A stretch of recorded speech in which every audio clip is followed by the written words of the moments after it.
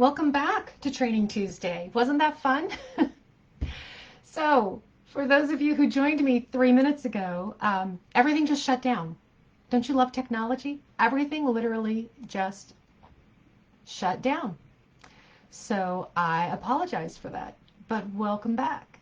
So, I hope you guys will join me again in this little journey we're going to go on tonight about what happens and how we get triggered.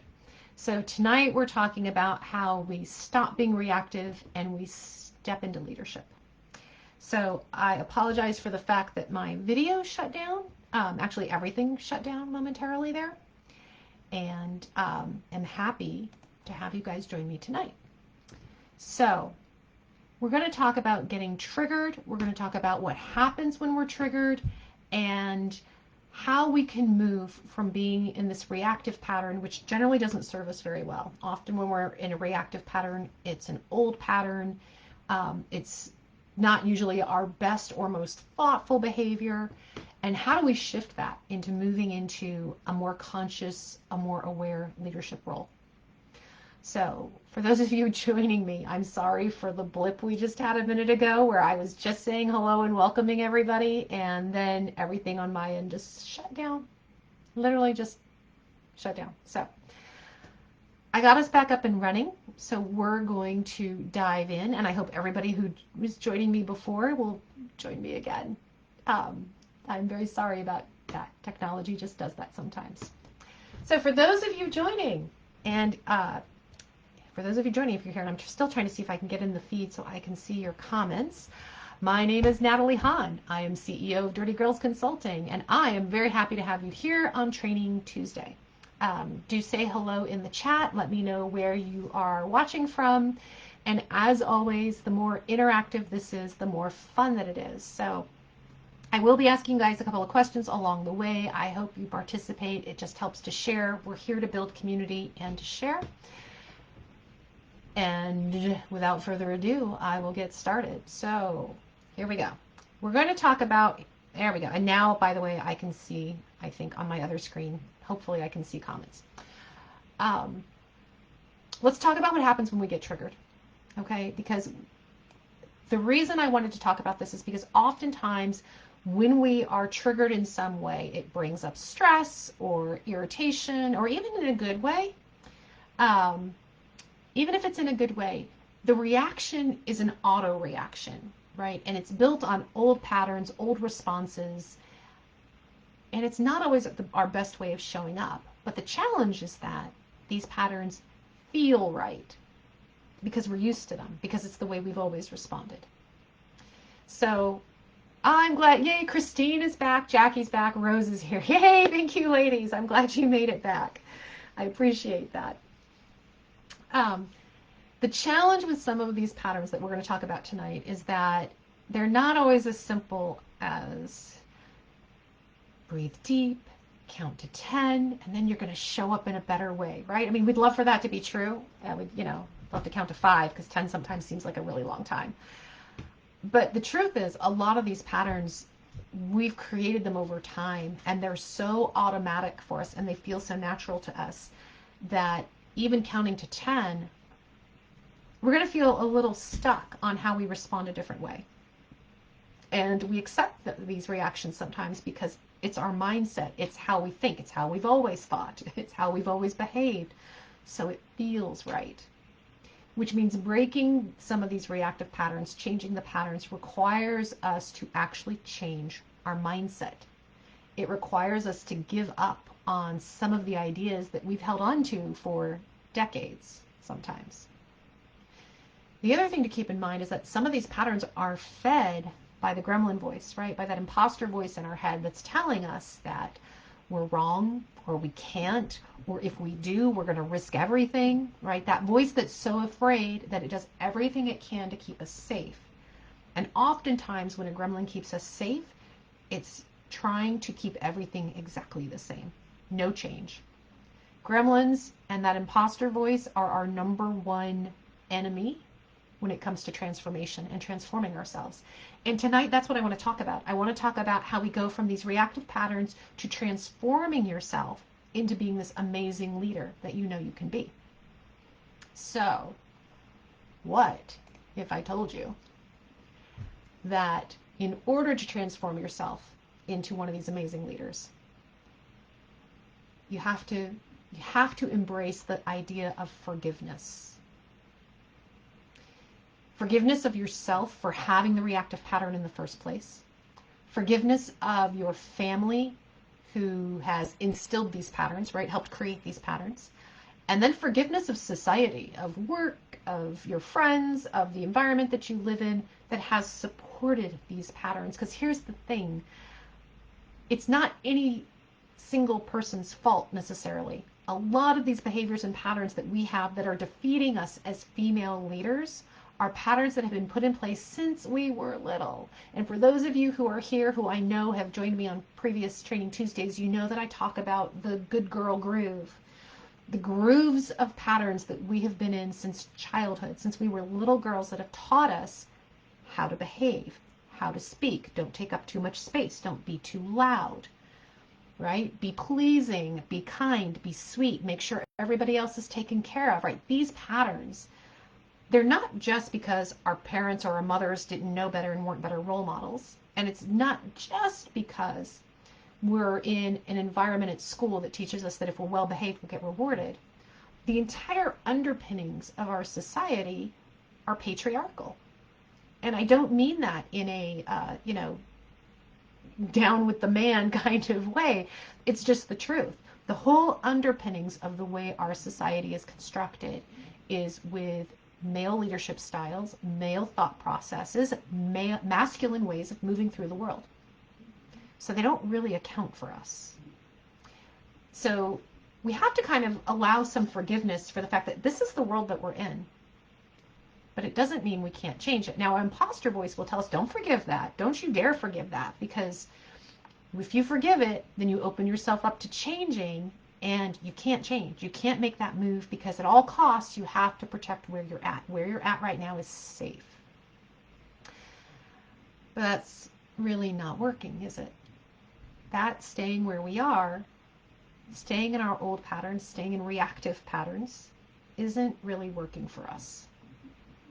So it's time to try a new path. Now, I'm going to beg your forgiveness because tonight I'm going to take you down a slightly different path than maybe you were expecting. We are going to talk about transformation, but we're going to walk down the path of purification. It's the Buddhist path of purification. And I want you to bear with me on this because as we go down this path, I'm going to show you how this is the transformative path to breaking patterns and why it works. So, there are 4 forces in this Buddhist path of purification that leads to transformation. And the thing to know is that we're not talking about purification in the standpoint of you are becoming pure. This is not about being a pure, holy thing.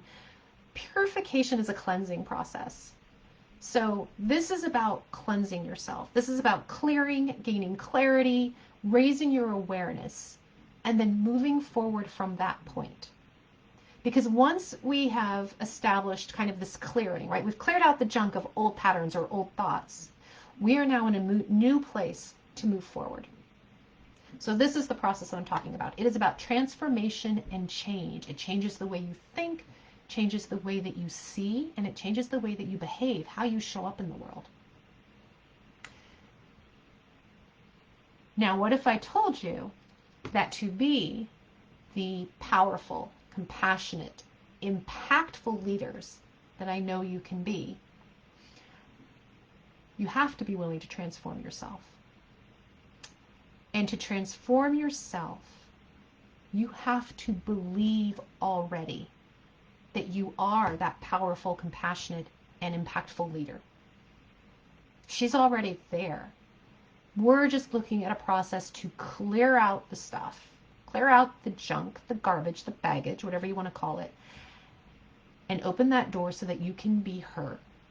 And that every day you're a little bit more her, which means you have to be willing to face it. You have to be willing to face the stuff. So are you ready for that? So let me know in the chat if you're ready for it. If you're ready to really take a look at where you're at versus where you're going, if you're willing to take a look at what the old patterns are and acknowledge there are some things that you might want to change, there's a different way you want to show up, then tell me yes in the chat. Or just say ready. And if you're not ready, you can say not ready. If you're not ready, you can say not ready too. And that's okay. Because you may not be ready. Because this is about digging deep into stuff that can get uncomfortable. Transformational change is uncomfortable. But it's also necessary if we're going to get to the good stuff on the other side. So, Christine, I think one of my ways to operate is being afraid of being really comfortable and invested in a place and being let go. So I leave. Yeah, that's like the breaking up with them before they break up with you move. Very familiar with that. It's a way that we think we are taking control, right? It's a way that we think that we are taking control of our careers or our relationships, whatever it is, right? And that's how we move forward with it. So, and that's a great, and that's actually really a great angle to look at it. Like, that's the imposter voice saying, to keep you safe, you need to keep moving because I don't want you to get hurt. Because if you get comfortable and you start to love this place and these people and these things, and then they leave you or they kick you out, you're going to get hurt. And the imposter does not want that for you. So, awesome. You guys are ready. Let's do it. Let's talk about transformational change and how fun this is. So I'm going to use a really basic, really simple example, but I think it's one where we've all been in these shoes, right? So let's talk about what happens when we're in a reactive pattern. So you're in a meeting. And that guy, Rick, from accounting, he starts joking about these two women in the company who are not getting along, and he talks about it being this big old cat fight. Now, you know that there's actually a very important issue at the root of why these two women are disagreeing. And you know this is not a cat fight. This is actually a significant issue that the company really ought to address, right? This is something that actually needs to be solved. And you're really annoyed at Rick for being dismissive about the issue, for kind of being derogatory about the whole cat fight thing, right? It's kind of sexist and it's rude. Now, there's two typical reactions that come up when there's a situation like this. So I'm curious which one is going to be you, right? The first reaction is we get upset, we are mad, or we're just upset, maybe not so angry, but we're upset at Rick. This is not appropriate. We don't like his comment. It's insulting, but we don't do anything except stay in our head and think about how annoyed we are with Rick and how insulting it is. Over and over. We just mull it over in our head. And we think about things we wish we had said or that we could say, but we don't actually speak up. We retreat. We disengage. We might even be thinking about how we wish a giant boulder landed on Rick in just that moment. But we're so mired in our own unhappiness and our own unwillingness to engage in this because it's just a negative thing and it makes us feel icky that we retreat. So that's one reaction, right? When something comes up that triggers you, one reaction is, I don't want anything to do with this, and we're stuck in our head. The second reaction is Rose's reaction, right? The first one is a ruminator. We ruminate in our head. We stay in our own head with the situation. The second reaction is the one Rose is volunteering, which is, can we punch Rick? Yeah. The second reaction is we lash out. So you could either be a ruminator or you could be a lasher, right? Or in Rose's case, you could be a puncher. Or you could be both. There could be a bit of both going on. When we lash out, rather than punching Rick, honestly, we will often say something sarcastic or kind of cutting to him.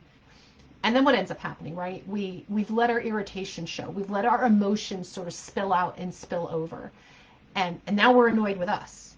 And then when that happens and Rick sees that he's been able to take a dig at us, what does he do? He laughs even more. Oh, you can't even take a joke. I was just kidding. You're so sensitive. Why are you so defensive? And that just angers us even more. So in either case, there's really no great outcome, is there? Because on the one hand, we're stuck in our own head and we've done nothing to help solve a problem and we feel victimized and we feel powerless. And on the other hand, we take an action, but that action has done nothing to solve the problem. It's truly done nothing to put Rick in his place. And it's made us even more unhappy. And it's just put negative energy into the world. So when is the last time you've had a reaction like that? When is the last time you were triggered and had that reaction where either you shut down or you threw up all over somebody? And how soon after that reaction did you regret it? I know that I first became aware of this pattern, and I'm like Rose. I'm a lasher. I don't retreat nearly as much as I just say something nasty. And I know that earlier in my career, I was working with my team. We were working late. It was 7:30 or 8 at night. There was an event the next morning, and we had to get, this is how long ago this was, we had to get binders together. We had like 40 people coming to a meeting, and my team was responsible for putting together the binders of, I don't know, like 80 pages of content in it or something that we were passing out at 8 a.m. the next morning. And someone on my team had dropped the ball on something that needed to go in the binder, and as a result, we were all there late, stuffing the binders and getting them ready. And I had other plans. I didn't want to be there. But I'm the leader of the team and I need to be there. And so we're all there late stuffing the binders, and the one person on the team who was the one who had dropped the ball had made some comment, and I don't even remember what the comment was. What I remember was my response was to lash out. And I didn't even lash out in like a grown-up big boss way. I muttered something under my breath along the lines of, we wouldn't be here if it weren't for you. So I was just passive aggressive and rude and not nice, and other words you can name for that sort of thing. And the minute I said it, I regretted it. The minute I said it, I thought, this is not who I want to be. This is not the leader I'm supposed to be. We all screw up. We all make mistakes. None of us want to be here. Why do I get to sulk? And then because I'm the boss, I get to put all my sulky negative energy on top of everybody else, right? What good is that? The minute it left my mouth, I regretted it. And that was actually, the reason why I remember this so much is because that was the pivotal point where I thought, I have to figure this out. I have to figure out how to do something differently so that I'm not that boss. I don't want to be the mean bully boss. I don't want to be the sulky one that if they don't keep me happy, they're all afraid to be around me. So, interestingly enough, that instant regret, doesn't have to be instant, but regret is the first of the 4 forces in the purification process. When we go through purification and transformation, the first step is acknowledgement and recognition. It's regret. We have an awareness that our action caused some kind of harm. It could be a direct attack, could be, in my case, that passive-aggressive attack. It could be the harm is a lack of action, right? That we didn't speak up, that we didn't take action, and the result is that somebody got hurt. But the first step is we regret that. We regret that this is what happened. And the importance of regret is the acknowledgement that we could have done something differently. We could have behaved, spoken, shown up differently. Now, really important to know, this is not guilt. This is not, you do not have to feel guilty about telling Rick that he was a nincompoop. You can, however, and should regret that you said so in your loud voice, because saying so did not help the situation, did not put positive energy into the world, didn't fix a thing. It was just an emotional overflow. So I'm not talking about feeling guilty. Rick can still be a nincompoop, but you can regret that that's where you put your energy and that's where you took the situation. So the first force in our 4 forces in this process of transformation is regret. We have to recognize the action we took and understand that that pattern or that reaction that we had is not the one we want to keep. Now, from there, we move to the second force. Now, the second force, it's where we reconnect with ourselves. It's where we get back into, okay, if that's not who I want to be, who do I want to be? Who is the leader I want to be? How is it that I actually want to show up? It's realigning yourself with your integrity. It's realigning yourself with the core of who you are. And this phase, right? The first phase is regret. The second phase is called reliance, because we're going back to the core of who we are, the core of what we believe and what our values are. We're going back to rely on our source of energy to say, this is the leader I want to be. This is the person I want to be.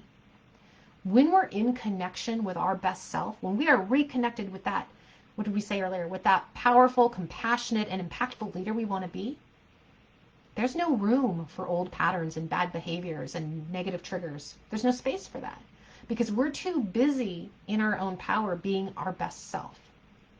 So we go from regret to reliance. Reliance is keying back into who we really are and who we want to be. That's what we're aiming for. Once we've reconnected with ourselves, then the third force comes into play. And the third force is where we look around and go, how do I fix this? What can I do to fix this situation? Remedy is about, it's remedy, by the way, it's called remedy. Remedy is about what can we do to fix the harm? How do we negate the harm? Now, it's not punishment and it's not penance. So this isn't about give yourself 50 lashes and that's, it's all good. This is about how do I take that negative energy that I put into the world and how do I turn it into something positive? How do I move us from this space where I put us with my action or my words and move us into a more positive space? Now that's the kickstart of the transformation, right? So you've got regret, you acknowledge that you've done wrong. You've got reliance, you're realigning with yourself. You've got remedy, you're taking a first step to try to fix the mistake. The fourth step in transformation is then resolution.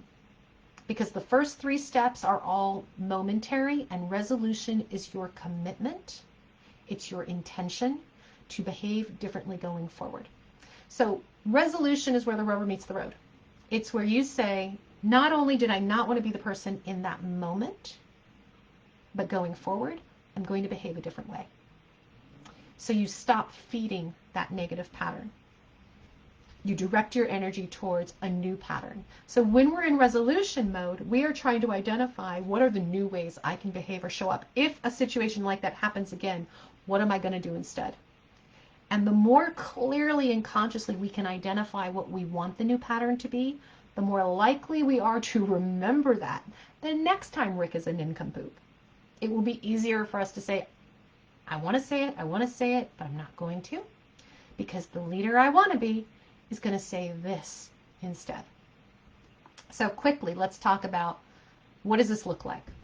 Just using the situation with Rick, what does this process look like? So Rick from accounting said something stupid and I called him a nincompoop. What happens? I go back to my desk and I think, not who I wanted to be. I wish I hadn't snapped at him like that. I looked stupid.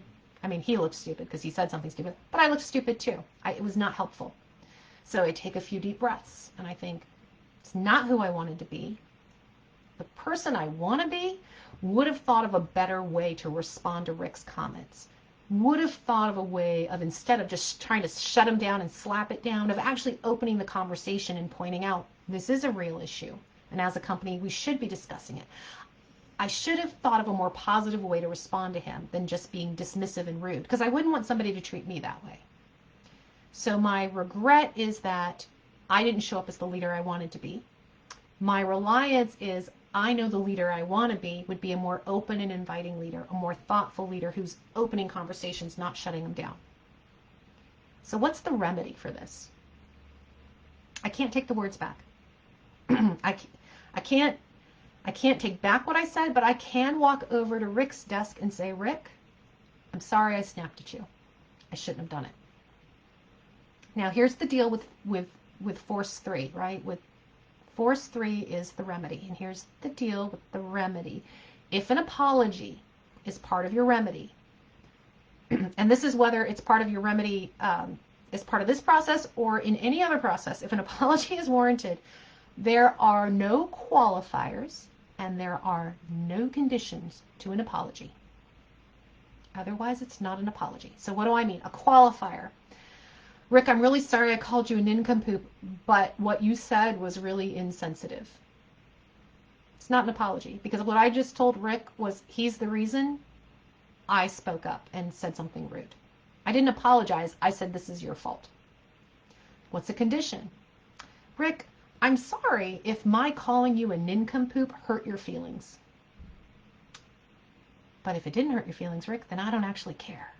That's what that says, right? So an actual apology has no qualifiers and no conditions. It is an apology. We are accepting responsibility and accountability for the fact that we spoke up.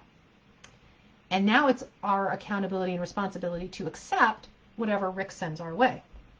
Because this isn't about him forgiving me. This isn't about Rick saying, oh, that's okay, it's no problem. This is about me taking accountability and forgiving myself. I am starting the process to transform my behavior. Now, the other thing to keep in mind is Rick's forgiveness does not absolve me of what I did either. I still did it. I still said it. It was still a reactive pattern, and it doesn't matter what he said to provoke me. I still own this. So to transform, you have to not just regret it and acknowledge the wrong, and not just realign with yourself so you know where you really want to come from, but in the remedy, you have to give into the remedy wholly. You have to surrender to the fact that this is on you. And his forgiveness, his absolution, whatever any of that is irrelevant, because you are in the process of transformation. And then to transform, you have to go through all 4 steps, which means you still have to tackle the resolution. What does your commitment look like? What does your intention to change look like? So perhaps you will decide that you will count to 10 before you utter any sarcastic remark. Or perhaps you will decide that you'll have a coworker help keep you accountable. So the next time that you say something snarky, or if the reaction is to hide, the next time you hide, you have a friend or a coworker say, hey, you weren't going to do that anymore, right? It helps us to have an outsider call us out on it. Perhaps you'll decide that you're going to take action to bring those 2 women together and figure out how as a company we resolve this issue. Taking any action, right, as part of our resolution shows us that there are so many options open to us of how we could have behaved and then how we're going to behave going forward. It opens the door of possibility. But like I said, to get through the transformative process, you have to be willing to go through all 4 steps: regret, reliance, remedy, and resolution. When we are consciously choosing how we're going to respond, what we're going to say, how we're going to act, how we're going to behave, that is when we are leading.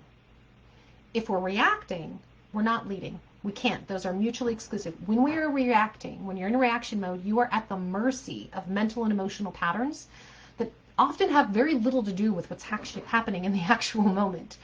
Those patterns that we have are usually mired from decades ago, and they're a reaction to what we're thinking and feeling right now. But the impact, like the direct correlation, isn't necessarily there. So the challenge in this process is knowing that as you get into it, those old reactive patterns, they're going to feel right. It's going to feel awkward and uncomfortable to break those patterns because we're so used to them.